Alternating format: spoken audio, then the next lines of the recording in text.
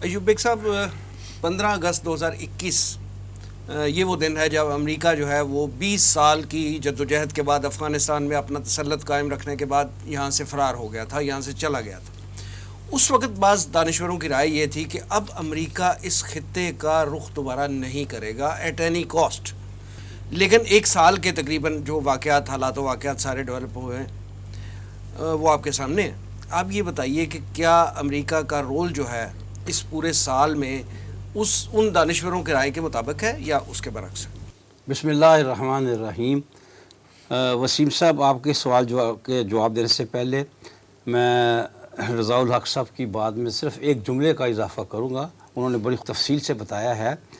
سوال یہ ہے کہ کوئی، ہم تو نہیں کریں گے، کوئی یو ایس ایڈ کو، ان این جی اوز کو جسٹیفائی بھی کر لے کہ جی وہ تو یہ بڑی اچھی ہیں، بڑا اچھا کام کیا، یہ کوئی فرض کو کر لے، اگرچہ ہم نہیں کریں گے، ہمارے نزدیک وہ جسٹیفائیبل نہیں ہے۔ سوال یہ ہے، پھر بھی یہ قائم کرتا ہے سینٹ کوم کا کیا تعلق ہے سیلاب سے؟ سینٹ کوم خالصتاً ایک جنگی ادارہ ہے، ایک جنگی محکمہ ہے۔ کیا کبھی امریکہ میں اس نے سیلاب کے والے سے، کسی آفت کے والے سے کام کیا؟ یہ نیت کی خرابی ہے۔ یہ مجھے تو اس طرح کی بات لگتی ہے، دیکھیں ایسٹ انڈیا کمپنی بھی کسی عذر کے تحت آئی تھی۔ یہ مجھے بہت ہی تشویشناک معاملہ لگتا ہے کہ سینٹ کوم جو ہے وہ اس معاملے میں، اور پھر ایئر برج بن رہا ہے، یہ خاصی تشویشناک چیز ہے۔ ہمارے حکمرانوں کو اس کو بہت سیریس لینا چاہیے کہ سینٹ کوم کا تعلق کیا ہے امدادی کاموں سے۔ یو ایس ایڈ کا مان لیتے ہیں، این جی اوز کا مان، سب بڑی اچھی ہیں، سب نے بڑا کام کیا، اس کا کیا تعلق ہے؟ خالصتاً دفاعی معاملہ، اس کا کیا تعلق، کیسے پیدا ہو گیا سیلاب زدگان سے؟ اچھا، اب آپ کی اس بات کی طرف آتا ہوں کہ بعض تجزیہ نگاروں نے کہا کہ امریکہ کبھی اس خطے میں واپس نہیں آئے گا۔ میرا خیال ہے اگر وہ یہ کہتے نا کہ اس افغانستان میں کبھی واپس نہیں آئے گا تو اس میں ان کی اس بات میں یعنی دلیل ہوتی، جان ہوتی بات میں۔ خطے کو تو امریکہ کبھی چھوڑ ہی نہیں سکتا۔ امریکہ افغانستان سے نکل کر کمزور نہیں پڑ گیا۔ امریکہ اب بھی امریکہ ہے، اب بھی دنیا کے سب سے بڑی اقتصادی اور عسکری قوت ہے، بہت بڑی عسکری قوت ہے۔ کوئی باقی قوتیں اگر مل بھی جائیں تو امریکہ کے برابر نہیں ہوتی۔ لیکن آپ دیکھیں کہ امریکہ نے کبھی بھی اس خطے کو اگنور نہیں کیا، کبھی ایران رضا شاہ پہلوی کے دور میں، اور اسی دور میں پاکستان کے ساتھ امریکہ، ہم سب الائی تھے امریکہ کے ہم حلیف تھے، ایران بھی، پاکستان بھی، ہم سیٹو کے ممبر تھے۔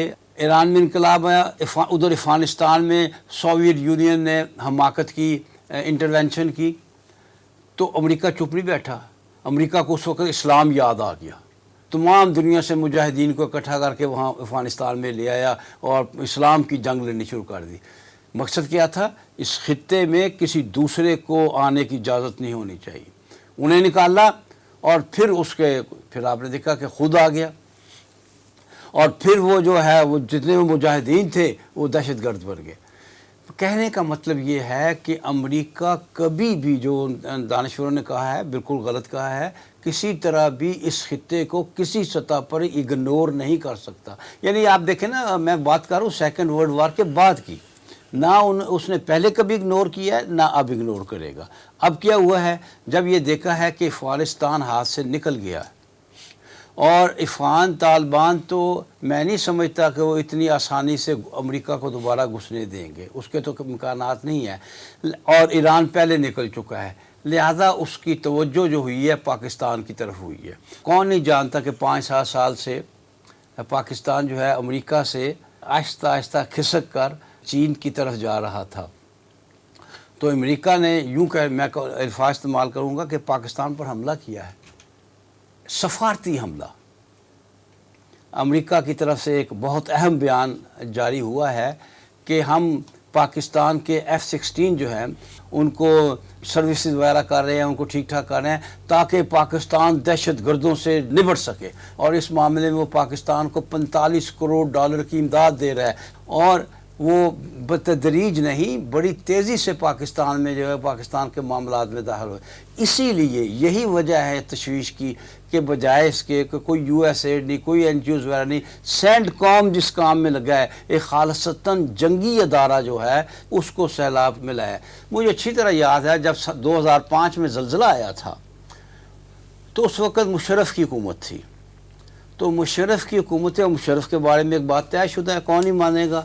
امریکہ کے حکم پر اس نے جو کچھ کیا، لیکن اس نے بھی امریکہ کی بہت سی چیزیں اس طرح کی رد کر دی تھی، اجازت نہیں دی تھی. وہ سینڈ کام نہیں تھا، لیکن کوئی دفاعی معاملات میں وہ اس عذر کے ساتھ کہ زلزلہ زندگان کی مدد کے لیے اندر داخل ہونا چاہتا سر تھا. مشرف صاحب نے تو پورا اسلام آباد جو ہے امریکن خفیہ ایجنسیوں کے حوالے کیا ہوا تھا، ان کی تو آپ بلیو نہیں، کریں. بالکل ٹھیک ہے نا. میں اس بات کو دہراؤں گا کہ یہ سینڈ کام کے ذریعے یہ کام کروانا در حقیقت امریکہ کا پاکستان پر سفارتی حملہ ہے. اس کو ہماری حکومت کو بڑا سیریس اس کو لینا چاہیے. سینڈ کام کا اس سے تعلق ختم کرنا چاہیے. یہ سب کچھ ایک ایجنڈے کے تحت ہو رہا ہے. وہ بات الگ ہے کہ وہ کر نہ سکے، ہو نہ سکے، وہ بات الگ ہے، لیکن اپنی طرف سے وہ اپنے ایک ایجنڈے پر کام کر رہا ہے. اور وہ ایجنڈا یہی ہے کہ افغانستان سے نکلنے کے بعد اب اس کو چائنا کے حوالے سے ایک ملک اور چاہیے. ایران اس سے تعاون نہیں کر رہا. دیکھیں نا، آفٹر آل افغان طالبان کیوں اتنی ہم سے کرنے لگے ہیں، اتنے احتجاج کرنے لگے ہیں. حال ہی میں ان کے وزیر دفاع نے بیان دیا ہے، مجھے نہیں پتا وہ سچا یا جھوٹا، میں نہیں جانتا. بہرحال افغانستان کے وزیر دفاع جو ملا عمر کے بیٹے ہیں، انہوں نے یہ بیان دیا ہے کہ پاکستان اپنی فضائی سروس امریکہ کو دے رہا ہے ہمارے ہاں کارروائیوں کے لیے. اس طرح کا بیان ملا عمر کے بیٹے نے باقاعدہ پریس کانفرنس کر کے دیا ہے. تو لہٰذا پاکستان کو اب وہ اس حوالے سے اپنی دفاعی معاملات میں استعمال کرنا چاہیے. اچھا، سب سے زیادہ اس معاملے میں کیوں؟ اس لیے کہ امریکہ کے لیے چین ایک بہت بڑا مسئلہ ہے. وہ چین کے ارد گرد کے ممالک میں اپنی موجودگی بہت ضروری سمجھتا ہے. جیسے کیسے بھی ہوگا، پیار سے، محبت سے، مدد سے، دون سے، داندلی سے پاکستان میں داخل ہونے کی کوشش کر رہا ہے. ٹھیک ہے. ایوب بیگ صاحب اسلام آباد سے ہمارے ساتھ ہیں معروف تجزیہ نگار جناب عبداللہ حمید گل صاحب. آئیے اس ایشو پہ ان کی بھی رائے لیتے ہیں.